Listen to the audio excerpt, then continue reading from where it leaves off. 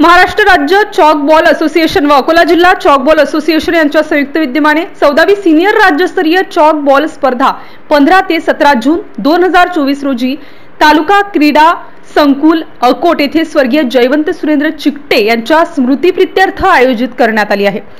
15 जून रोजी सायंकाळी 6 वाजता तालुका क्रीडा संकुलमध्ये या स्पर्धेचा उद्घाटन सोहळा संपन्न झाला। या प्रसंगी महाराष्ट्र राज्य चॉक बॉल असोसिएशन अध्यक्ष नितीन पोटे, महाराष्ट्र राज्य चॉक बॉल असोसिएशनचे सचिव सुरेश गांधी तसेच कार्यक्रमाचे अध्यक्ष नितीन पोटे यांनी खेळाडूंना मार्गदर्शन करून सदर स्पर्धेची रूपरेषा समजावून सांगितली।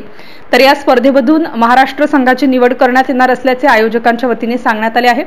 या उद्घाटन सोहळ्यादरम्यान 2023 ला हाँगकाँग येथे पार पडलेल्या दक्षिण एशियन स्पर्धेसाठी महाराष्ट्रातून निवड झालेल्या 3 खेळाडूंचा सत्कार पाहुण्यांच्या हस्ते करण्यात आला।